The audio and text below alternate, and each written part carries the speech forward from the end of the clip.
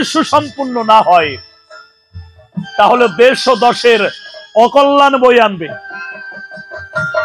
দেশে মানুষের মধ্যে নানাবিধ রোগ ব্যাধি ছড়িয়ে পড়বে। তাহলে এখন আমরা কি করতে পারি? মণিগণ একত্রিত হয়ে সিদ্ধান্ত নিলেন, এই যজ্ঞ সুসম্পূর্ণ করতে হলে দেব ব্রহ্মার কাছ থেকে বিধান আনতে হবে। কিন্তু সেই বিধান এই মুনিদের মধ্যে কেউ পারবে না, মহামুনিবার নারদকে ডাকতে হবে। তাই যত মুনিগণ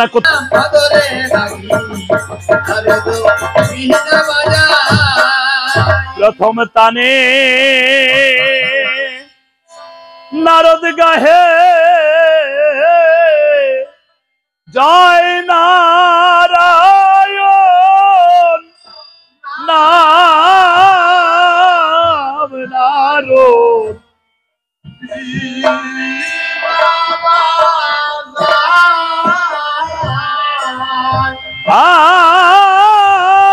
আর মধুর তানে মধুর সুরে নারদ গাহে মধুর নাম নারদ।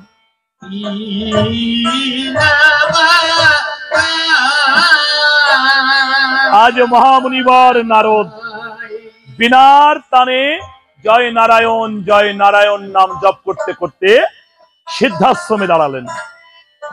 মুনিগণকে ডেকে বললেন, হে মুনিগণ, আপনারা কি আমাকে স্মরণ করেছেন? মুনিগণ একত্রিত হয়ে বলছে, হে মহামুনিবার নারদ, আমরা বড় সংকটে পড়ে গেছি। দেশ ও দশের কল্যাণার্থে যজ্ঞ আরম্ভ করেছিলাম, কিন্তু মারিস সেনা আমাদের যজ্ঞ কুণ্ড নিভিয়ে দিয়েছে আর যজ্ঞ না করার জন্য আদেশ করে গেছে।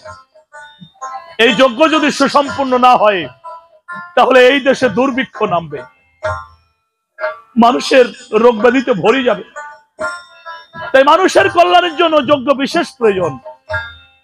তাই মহামুনিবার, তুমি একবার ব্রহ্মলোকে যাও, দেব ব্রহ্মার কাছ থেকে বিধান নিয়ে এসো। এই যজ্ঞ সুসম্পূর্ণ করতে হলে আমাদের কি কি কর্ম করতে হবে। নারদ বলে, মুনিগণ করি মহাকাজ,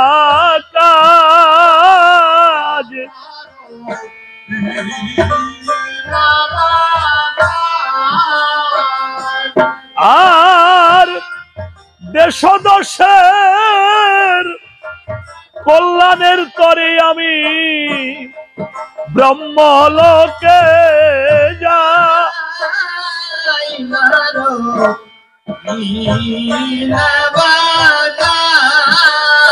মহামুনিবার নারদ বললেন, দেশ ও দশের কল্যাণের জন্য আমি যত সংক্ষেপে পারি দেব ব্রহ্মার কাছ থেকে বিধান এনে আমি আপনাদেরকে জানিয়ে যাব। এই বলে মহামুনিবার নারদ বিনার টানে জয় নারায়ণ নাম জপ করতে করতে ব্রহ্মলোকে এসে উপস্থিত হয়েছে। আর ব্রহ্মাদেবের চরণে মহামুনিবার নারদ আমার প্রণাম জানালেন আর বললেন, হে প্রভু, হে ভগবান, আমি মহামুনিবার নারদ, কৃপা করে আমার সঙ্গে কথা বলুন। ব্রহ্মাদেব বলছে, নারদ, কি হেতু আগমন? এই ব্রহ্মলোকে কেন এসেছো? নিশ্চয়ই কারণ আছে। মহামুনিবার নারদ বলছে, কারণ ছাড়া নারদ কখনো কোথাও যায় না। দেশ ও দশের কল্যাণার্থে মুনিগণ যজ্ঞ আরম্ভ করেছেন, আর মারিচ রাক্ষসগণ সেই যজ্ঞ কুণ্ড নিভিয়ে দিয়েছে। আর যজ্ঞ না হয় যেহেতু, সেই কর্ম করবার জন্য তারা সদা সর্বক্ষণ পাহারা দিচ্ছে। এই যজ্ঞ না হলে দেশের অকল্যাণ আসবে। তাই হে প্রভু, বলুন এই যজ্ঞ সুসম্পূর্ণ কি করে করা যায়? ব্রহ্মা বলে, নারদ, তুমি আমার কথা ধরো,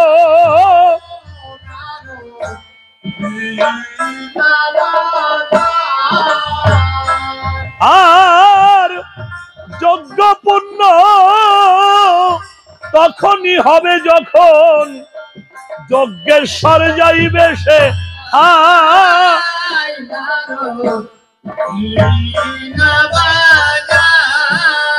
এই যজ্ঞ সুসম্পূর্ণ করতে হলে যজ্ঞেশ্বরের প্রয়োজন। তাই যজ্ঞেশ্বর যখন উপস্থিত থাকবে যজ্ঞে, এই যজ্ঞ তখনই সুসম্পন্ন হবে, তা না হলে নয়। মহামুনিবার নারদ বলছে তাহলে আমাকে বিষ্ণু লোকে যেতে হবে? বলছে না নারদ, প্রভু আমার বিষ্ণু লোকে নেই। কোথায় আছে?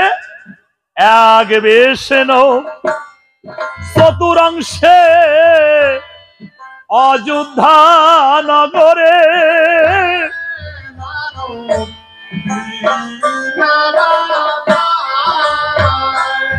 আর শ্রীরাম লক্ষণ ভরত শত্রুঘ্ন নাম ধরে করিছে পায়।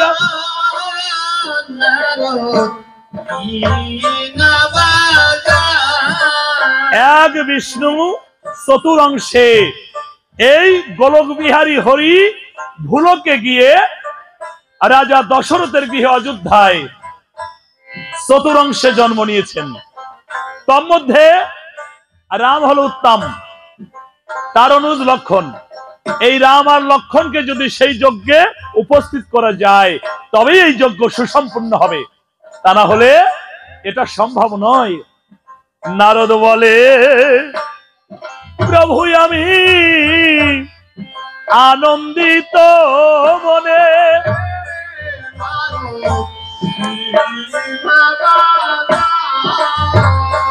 আর গাইব আমি মধুর রাম নাম ভুলকেতে গিয়ে।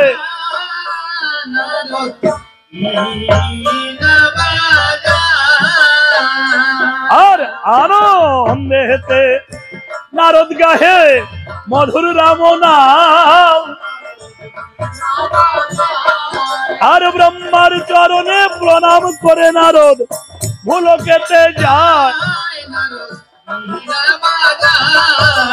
রাম নাম হরির নাম জপ দ্বন্দ্বে দ্বন্দ্বে, আর রাশিকৃত পাপ থাকিলে মধুর রাম নামেতে খণ্ডে।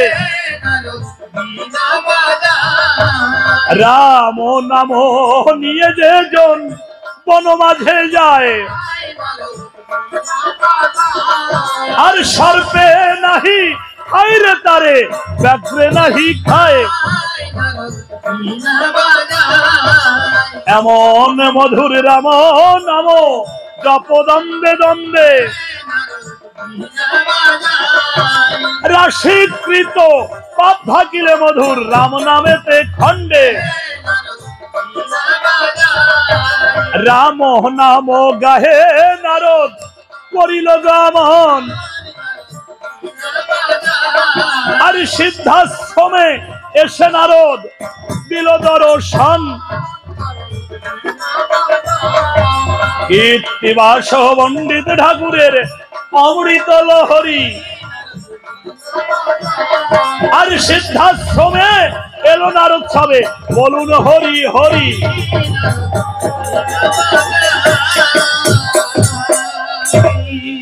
মহামুনিবার নারদ পুনরায় সিদ্ধাশ্রমে এসে দাঁড়িয়েছেন।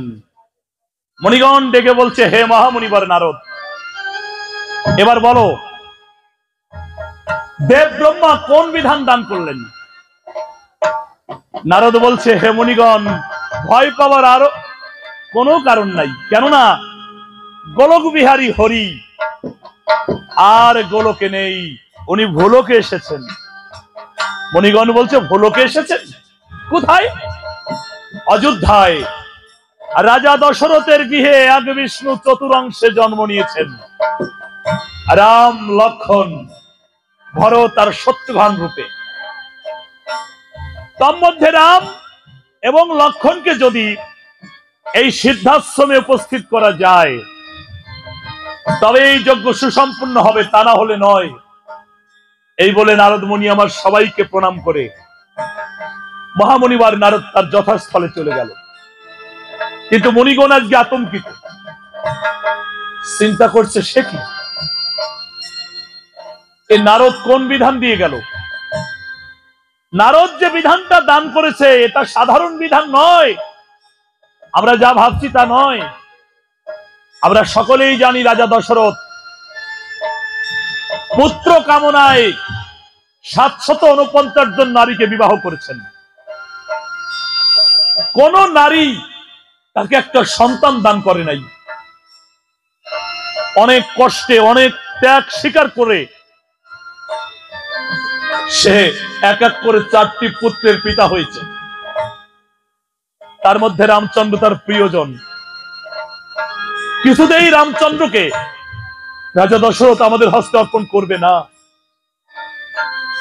তাহলে আমাদের এই যজ্ঞ সুসম্পূর্ণ হবে কি করে? মণিগণের মধ্যে উপস্থিত ছিল বিশ্বামিত্র মুনি। উনি সকলের সম্মুখে করজোড়ে দাঁড়িয়ে বলছে, এ মুনিগণ, আপনারা যদি আমাকে অনুমতি দান করেন তাহলে আমি অযোধ্যায় গিয়ে রাজা দশরথ থেকে ত্রিশত্বে আবদ্ধ করিয়ে তার পুত্রকে ভিক্ষা এনে আমরা এই যজ্ঞ সুসম্পন্ন করতে পারবো। আমার মনে বিশ্বাস রয়েছে আমি পারবো। সকল মুনিগণ একত্রিত হয়ে বিশ্বামিত্র মুনি তাকে আশীর্বাদ করলো, যাও মুনি ঠাকুর,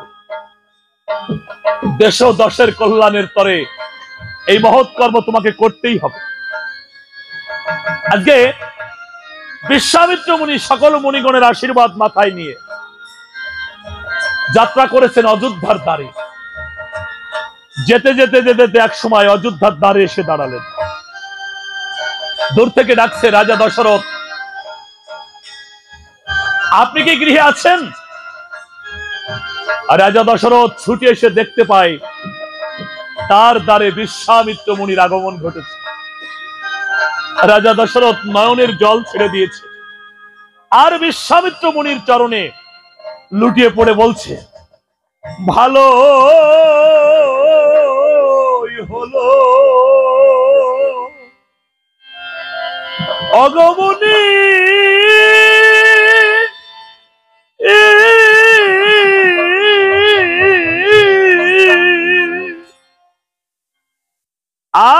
আসিলে ভায়াতে রে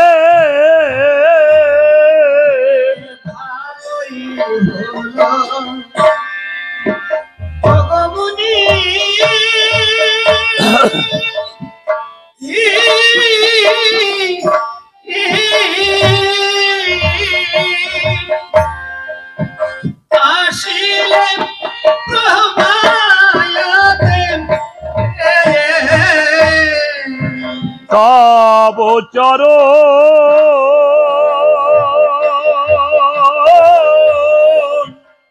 দর্শন করি দিন তো যাবে ভালো রে, দিন তো যাবে ভালো।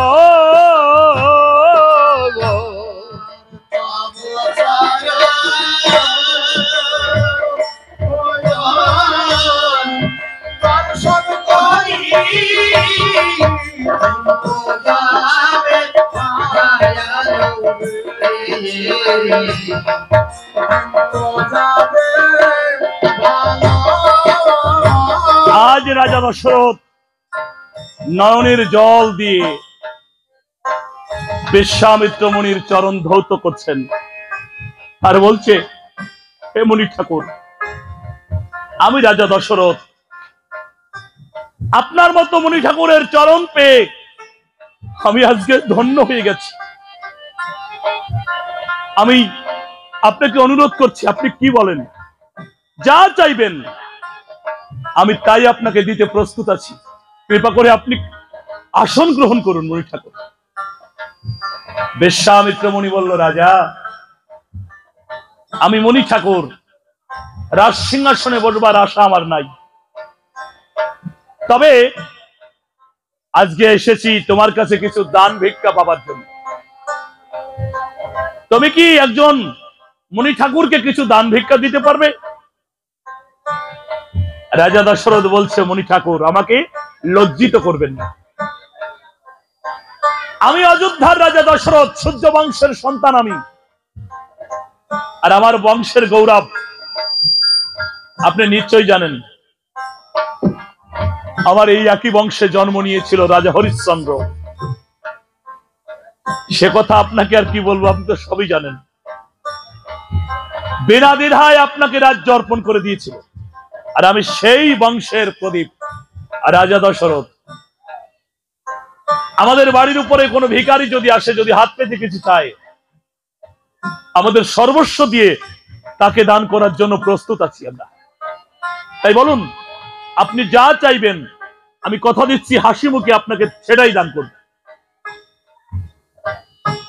বিশ্বামিত্র মুনি বলছে, রাজা বলা কিন্তু একেবারে সহজ কথা, কিন্তু করে দেখানো খুব কঠিন হবে। কিন্তু আমি তোমার কাছে সামান্য কোনো ভিক্ষার জন্য কিন্তু আসি নাই, তোমার কাছে বড় ভিক্ষার জন্য এসেছি। ভেবে দেখো তুমি দিতে পারবে কিনা। রাজা দশরথ বললেন, আপনি রাজ্য চাইবেন আমার? যদি রাজ্য চান, আমি এই মুহূর্তে হাসি মুখে আমার রাজ্য আপনাকে অর্পণ করে আমি এই মুহূর্তে ভিখারি বেশে চলে যাব। কিন্তু আপনি চেয়ে দেখবেন তো আমি দিতে পারি কিনা। বিশ্বামিত্র মুনি বলছে, বেশ, এতই যদি নিজের উপরে বিশ্বাস থাকে তবে আমার সঙ্গে ত্রিসত্যে আবদ্ধ হতে হবে। কিন্তু রাজা দশরথ বলছে, ত্রিসত্য? বলছে, হ্যাঁ, গঙ্গা জল স্পর্শ করে তোমাকে ত্রিসত্য করতে হবে। আমি যা চাইবো তুমি তাই আমাকে দিবে। বিশ্বামিত্র মুনি বলছে, আমাকে ত্রিসত্যে আবদ্ধ হয়ে তবে দান আমি চাইবো তোমাকে দিতে হবে। রাজা দশরথ বলছে, ঠিক আছে, আপনি বলুন, আমি প্রস্তুত, আপনি কি চান? বিশ্বামিত্র মুনি কুমণ্ডলের জল রাজা দশরথের হাতে ধরিয়ে দিয়ে বলছে, বলো। এই সত্য। রাজা দশরথ গঙ্গা জল হস্তে ধারণ করে বলছে, এই সত্য। পুনরায় বলছে, রাজা আবার বলো, এই সত্য। রাজা দশরথ বলছে, বললাম তো, এই সত্য। বিশ্বামিত্র মুনি বলছে, রাজা দুবার হয়ে গেছে, এখনো একবার বাকি আছে, ভেবে বলো, যা চাইবো দিবে তো? রাজা দশরথ বলছে, আপনি বলুন, আপনি কি চান? বিশ্বামিত্র মুনি বলছে, তবে আবার বলো, এই সত্য। রাজা দশরথ পুনরায় বললেন, এই সত্য। ত্রিসত্যে আবদ্ধ করিয়ে এবার বলছে, রাজা আমি কি চাই আমার কাছ থেকে ভালো করে শুনে নাও। দেশ ও দশের কল্যাণার্থে আমরা সিদ্ধাশ্রমে যজ্ঞ আরম্ভ করেছিলাম, কিন্তু যজ্ঞের ধোঁয়া যখন ঊর্ধ্বাকাশে ধাবিত হচ্ছে, মারিচ সেনা এসে ওই যজ্ঞ কুণ্ড নিভিয়ে দিচ্ছে, আর যজ্ঞ না করার জন্য আমাদেরকে শাসাচ্ছে, ভয় দেখাচ্ছে, আমাদের প্রাণের হুমকিও দিয়েছে। তাই আমরা নিরুপায় হয়ে মহামুনিবার নারদকে ডেকেছিলাম, আর মহামুনিবার নারদ ব্রহ্মলোকে গিয়ে বিধান এনেছে, রাজা তোমার পুত্র রাম আর তোমার পুত্র লক্ষণকে আমাকে কিছুদিনের জন্য ভিক্ষা দিতে হবে। রাজা দশরথ বলছে, কি বললেন? আপনি আমার কাছে পুত্র ভিক্ষা চাচ্ছেন? বিশ্বামিত্র মুনি বলছে, কেন? এইমাত্র তো বড় গলায় বললে যে তুমি সূর্য বংশের সন্তান, দান করার জন্য তোমরা প্রস্তুত রয়েছো। কি এমন দান চেয়েছি? তোমার 4টি পুত্র, 2টা পুত্র আমাকে দান করে দাও। রাজা দশরথ বলছে, মনি ঠাকুর, আপনি কি বলছেন?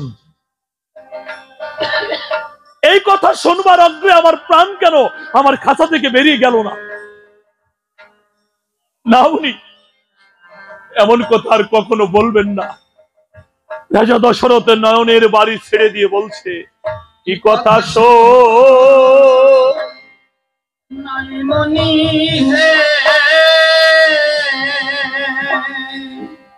শিরে বজ্র শুনি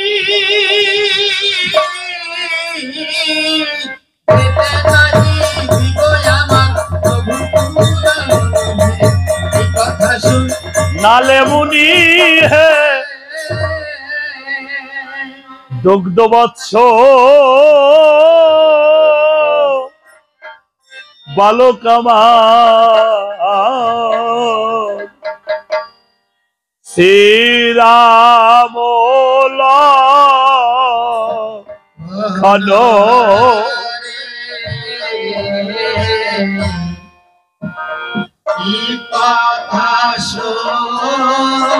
নালে মুনি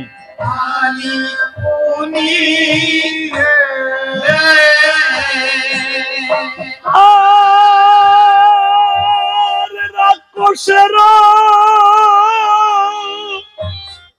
সনে যুদ্ধ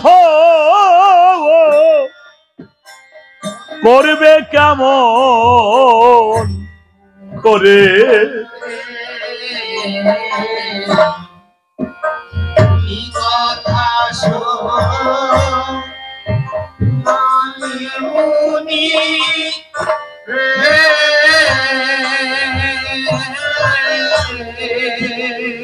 আহারে নি দারুণ বিধি কলমে নাই কালি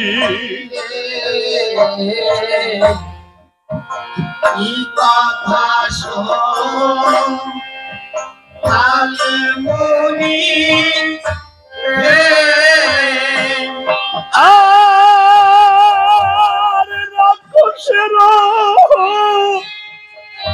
সনে যুদ্ধ হবে কেমন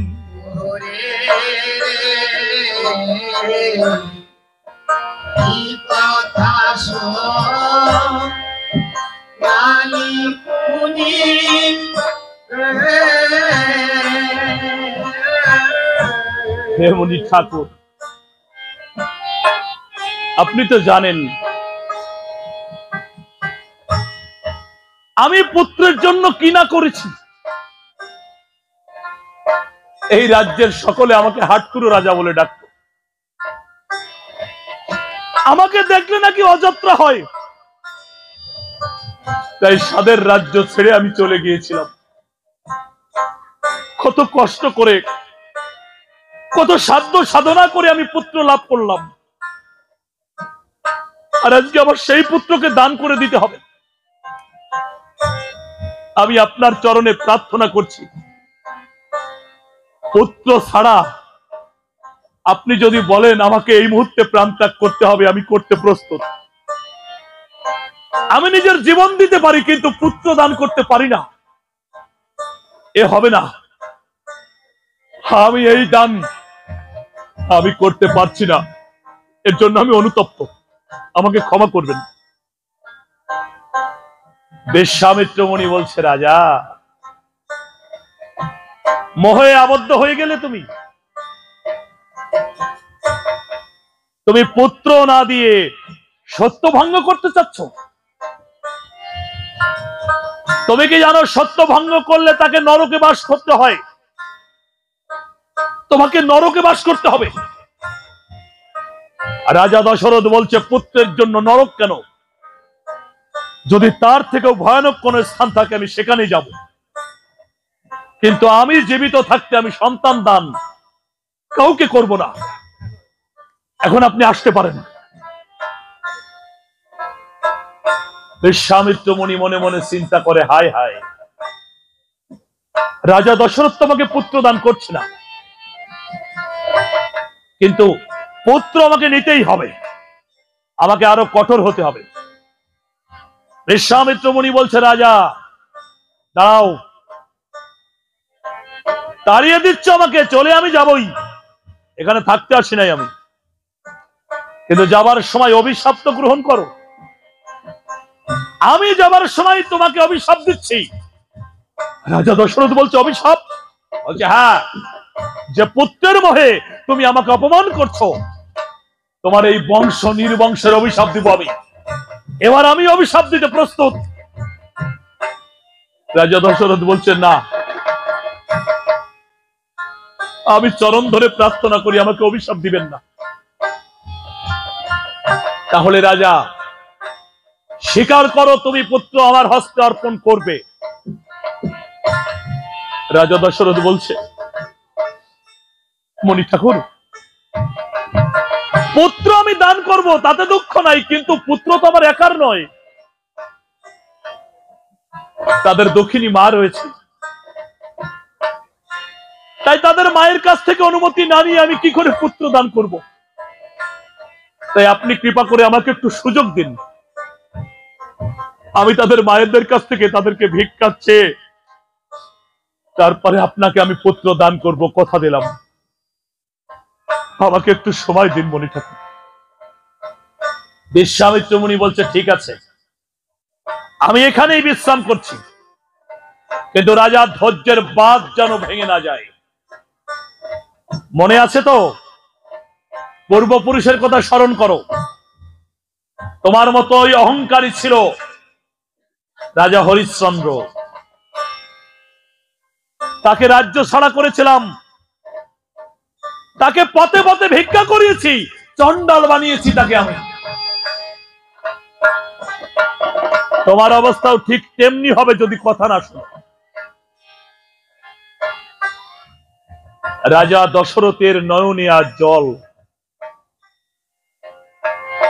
রামচন্দ্রের জন্মের পর থেকে রাজা দশরথের নয়নে কোনোদিন জল ঝরে নাই, এই প্রথম রাজা দশরথের নয়ন থেকে ঝরঝর করে জল ঝরছে, এক পা দুপা করে অন্তঃপুরের দিকে ধাবিত হচ্ছে। এদিকে তিন রানী কৌশল্যা, কইকেয়ী আর সুমিত্রা, তিন রানী এক স্থানে বসে রাম গুণাগুণ কীর্তন গায়। কইকেয়ী বলছে, দিদি রে, সন্তান যতই হোক, রামের মতো সন্তান এই অযোধ্যায় কারো নেই। আমি আমার পুত্র ভরত, আমার পুত্র শত্রুঘ্ন, আমার পুত্র লক্ষণ, এরাও তো আমাদের পুত্র, কিন্তু আমি সত্য বলছি যে আমার পুত্র ভরতের থেকেও আমি আমার রামকে বেশি ভালোবাসি। কেননা অযোধ্যায় যদি রাম না থাকে, সেই অযোধ্যা অযোধ্যাই নয়। সুমিত্রা বলছে, দিদি আমিও একই কথা বলবো। তুই ভাগ্যবান যে আজ তোর গর্ভে রামের জন্ম হয়েছে। আমার দুটি পুত্র শত্রুঘ্ন লক্ষণ ছুটে এসে যখন মা বলে আমার কোলের মধ্যে বসে, যে আনন্দ আমি পাই, আর তার থেকে বেশি আনন্দ পাই যখন রাম বলে মা। এই মা ডাক শুনেই আমার দেহটা গর্বে ভরে ওঠে, যে রাম আমাকে মা বলে ডাকছে।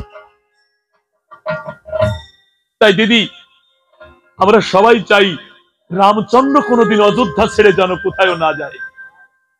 রামচন্দ্র যদি অযোধ্যা ছেড়ে যায়, তাহলে এই অযোধ্যা শ্মশান হয়ে যাবে একদিন। একে অপরকে জড়িয়ে ধরছে আর রাম গুণাগুণ কীর্তন গাচ্ছে। এদিকে রাজা দশরথ এক পা দুপা করে তিন রানীর সম্মুখে এসে দাঁড়িয়েছে। তিন রানী একযোগে তাকিয়ে দেখে যে রাজা দশরথের নয়ন থেকে ঝরঝর করে জল ঝরে বক্ষ প্লাবিত হচ্ছে। তিন রানী একত্রিত হয়ে বলছে, মহারাজ, অযোধ্যার রাজার নয়নে জল, কিন্তু কেন? রাজা দশরথ কোনো কথা বলছে না, শুধু কাঁদছে। তিন রানী ছুটে এসে রাজার চরণে লুটিয়ে পড়ে বলছে, আমরা কোনো অপরাধ করেছি? মহারাজ, একটু ভেবে দেখুন, আপনার নয়নে যদি জল ধরে, এই গোটা অযোধ্যা নয়নের জলে ভেসে যাবে। আপনি বলুন না, আমরা তো আছি। রাজা দশরথ বলছে, কি বলবো আমি যে আজকে অপরাধী হয়ে গেছে। রাজা দশরথ বলছে, আমি অপরাধী। তিন রানী বলছে, মহারাজ, এ কেমন কথা বলছেন? কি হয়েছে বলুন? রাজা দশরথ বলছে, রানীগণ,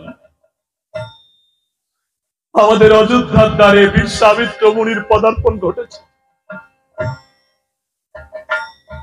রানী বলছে, তো ভালো কথা, প্রভাত কালে যদি মুনি ঠাকুরের দর্শন হয় তাহলে সেই রাজ্যে সুখ সমৃদ্ধি বৃদ্ধি পায়, এটা আনন্দের কথা।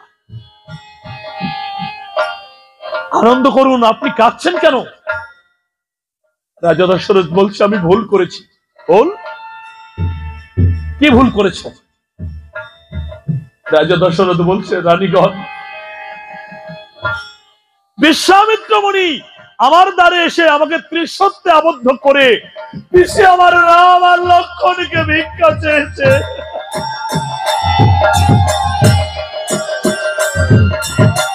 রানী বলছে, মহারাজ, এ আপনি কি বলছেন? আপনি এমন নিষ্ঠুর, নিজের পুত্র ভিক্ষা দিয়ে দিলেন? না না না, আমরা কিছুতেই আমার রামকে ভিক্ষা দিব না। এর জন্য যদি সবকিছু হারাতে হয় আমরা হারাতে প্রস্তুত, কিন্তু রামচন্দ্রকে আমি ভিক্ষা দিব না। রাজা দশরথ বলছে, রানীগণ,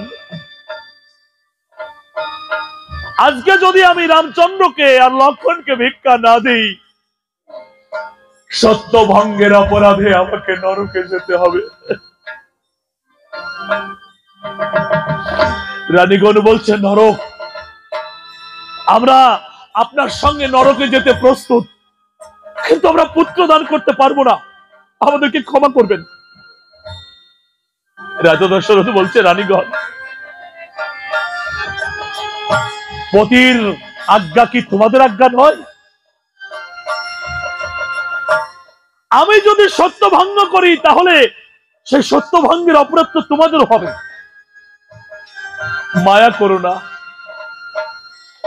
একবার কৃপা করে নিজের পুত্র রাম আর লক্ষ্মণকে সাজিয়ে দাও, পরীক্ষা করে নিয়ে তার স্বদেশে চলে যান।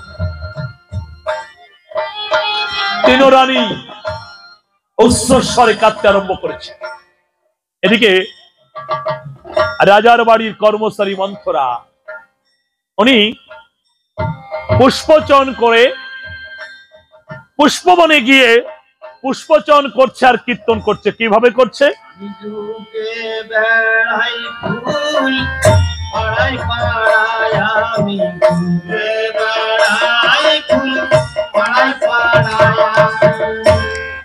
আমার ফুলের এমনি ধারা